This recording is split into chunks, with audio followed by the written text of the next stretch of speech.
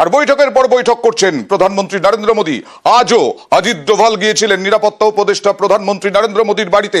সেখানে দীর্ঘক্ষণ বৈঠক হয়। আগামী দিনে প্রত্যাঘাত কিভাবে হবে, কি কৌশল, কি স্ট্র্যাটেজি, কারণ যুদ্ধ যদি হয় যুদ্ধের কতটা ক্ষয়ক্ষতি হবে, যুদ্ধ হলে কোথায় কোথায় ক্ষয়ক্ষতি হতে পারে, এই সমস্ত আশঙ্কা রয়েছে। যুদ্ধ অত সোজা কথা নয়, কিন্তু প্রত্যাঘাত, যে যুদ্ধের দামামা সেটা জঙ্গিদের বিরুদ্ধে যুদ্ধ, সেই জঙ্গিদের বিরুদ্ধে প্রত্যাঘাতের প্রস্তুতি ইতিমধ্যেই ভারত শুরু করেছে।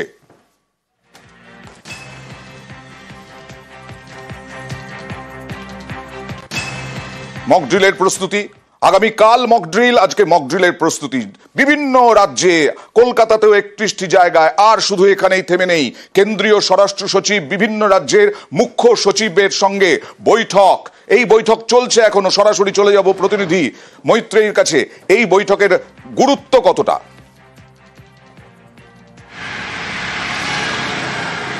দেখো, অত্যন্ত গুরুত্বপূর্ণ এই বৈঠক, তার কারণ আগামীকাল এই মকড্রিল হতে চলেছে। গতকালই স্বরাষ্ট্র মন্ত্রকের তরফ থেকে একটি নির্দেশিকা দেওয়া হয়েছিল এবং সেই নির্দেশিকা দেওয়ার পর সমস্ত রাজ্যকে নির্দেশ দেওয়া হয়েছিল যে তারা এই মকড্রিলের প্রস্তুতি করুন এবং তার সঙ্গে সঙ্গে ভাইটাল ইনস্টলেশনগুলিকে ক্যামোফ্লাজ করার জন্য যে প্রক্রিয়া, সেই প্রক্রিয়া শুরু করার নির্দেশ দেওয়া হয়েছিল। ফলে আজকে মুখ্য সচিবদের সঙ্গে বৈঠক করে কেন্দ্রীয় স্বরাষ্ট্র সচিব সেক্ষেত্রে দাঁড়িয়ে প্রত্যেকটি রাজ্যের ক্ষেত্রে প্রশাসনিক স্তরে কি কি পদক্ষেপ করতে হবে সে বিষয়ে এই বিস্তারিত বৈঠক ডাকা হয়েছে এবং সে বিষয়ে কিন্তু বিস্তারিত আলোচনা হয়েছে এই বৈঠকে বলে আমরা জানতে পারছি। ওকে, দেখা যাক আগামীকাল মক ড্রিল কোন পর্যায়ে পৌঁছয়। কিন্তু জম্মু কাশ্মীরে চলছে সেনা এবং পুলিশ উভয়ের তল্লাশি। গাড়ি থামিয়ে থামিয়ে আরো সিকিউরিটি বাড়ানো হয়েছে, নিরাপত্তা বাড়ানো হয়েছে, চলছে তল্লাশি। উপত্যকায় পুঞ্চ, রাজৌরিতে তল্লাশি জম্মু কাশ্মীর পুলিশের, গাড়ি দাঁড় করিয়ে তল্লাশি পুলিশের। কারণ এখনো জঙ্গিদের ধরতে পারা যায়নি। সেই জঙ্গিরা কোথায় যারা পহেলগাঁওয়ে 26টি প্রাণ কেড়ে নিয়েছে নিরস্ত্র নিরপরাধ মানুষের?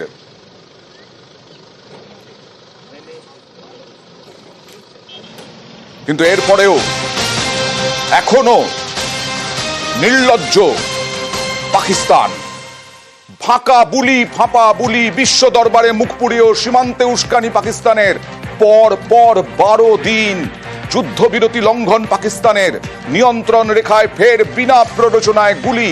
কুপওয়ারা, বারাপুলা, পুঞ্চে গুলি, রাজৌরি, মেন্ধার, আখনুরেও গুলি, নাওশেরা, সুন্দরবনীতেও গুলি পাকিস্তানের। পাকিস্তানকে যোগ্য জবাব দিচ্ছে ভারতীয় সেনা।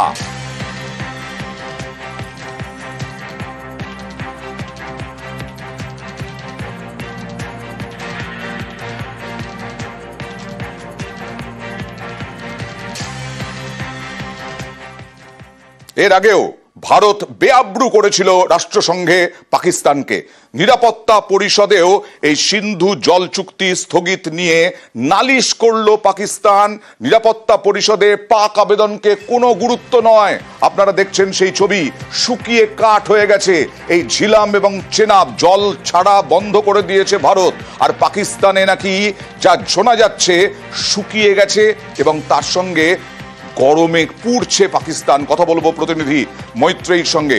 মৈত্রেয়ী, রাষ্ট্রসংঘে জল বন্ধ নিয়ে কোনো পাত্তাই পেল না। একেবারে দেখো, আজকে রাষ্ট্রসংঘের সিকিউরিটি কাউন্সিলের পাকিস্তানের তরফ থেকে সিন্ধু জলচুক্তি স্থগিত করা এবং সেটাকে যে একটা ওয়ার হিসেবে দেখানো হচ্ছে সেই বিষয়টা নিয়ে তারা বক্তব্য পেশ করেছিল। এবং একই সঙ্গে পাকিস্তানের তরফ থেকে উল্লেখ করা হচ্ছিল যে এই গোটা যে সমস্যা এবং এই মুহূর্তে যে বাড়তে থাকা টেনশন দুদেশের মধ্যে, তার কারণ জম্মু কাশ্মীরের যে ডিসপিউট, সেই ডিসপিউট। প্রথম দিকে তারা পেহেলগাঁও অ্যাটাকের উল্লেখই করতে চায়নি, কিন্তু ইউনাইটেড সিকিউরিটি কাউন্সিলে পেহেলগাঁওয়ের বিষয় নিয়ে তাদেরকে কটাক্ষের মুখে পড়তে হয়। লস্কর জঙ্গির সঙ্গে তাদের যে যোগাযোগ রয়েছে তাদেরকে পৃষ্ঠপোষকতা নিয়ে তাদেরকে সমালোচনার মুখে পড়তে হয় এবং দেখা যায় যে এই যে মিসাইলের যে তারা টেস্ট করা হয়েছে সেটা নিয়েও কিন্তু তাদেরকে প্রশ্নের মুখে পড়তে হয়। আর তাদের যে বক্তব্য ছিল যে সিন্ধু জল চুক্তি খারিজ হওয়া, সেই বিষয়টি তো ধোপে টেকেই নেই। উল্টে যে সমস্ত বিষয়, অর্থাৎ জঙ্গিদের কোন জায়গা থেকেই সমর্থন পাচ্ছে না, শুধুমাত্র তুরস্ক আর চীন, এই দুটো দেশ একমাত্র। আর তাছাড়া কোনো জায়গা থেকে নয়, বরং প্রত্যাঘাত ভারত করছে বিভিন্ন অর্থনীতি, কূটনীতি দিয়ে।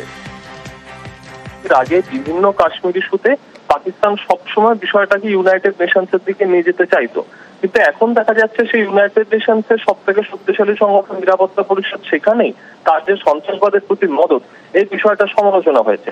এবং আরেকটা জিনিস এখানে ভারতের জন্য পজিটিভ, জলবন্টন চুক্তির বিষয়ে যদি কোনো সমস্যা হয় তার জন্য একটা ইন্ডিপেন্ডেন্ট বাইল্যাটারাল কমিশন রয়েছে দুই দেশের, ইন্ডাস ওয়াটারের কমিশন, সেটার মাধ্যমে কোনো সমাধান করতে না চেয়ে পাকিস্তান বিষয়টাকে সরাসরি জল সন্ত্রাস বলে সেটাকে তুলে ধরতে চাইছে ইউনাইটেড নেশনসে। তো এই যে গোটা প্রক্রিয়াটার মধ্যে পাকিস্তানের যে একটা দ্বিচারিতা, এটাই মনে হয় আজকে সিকিউরিটি কাউন্সিলের যে একটা পদক্ষেপ তার মধ্যে দিয়ে উঠে আসে।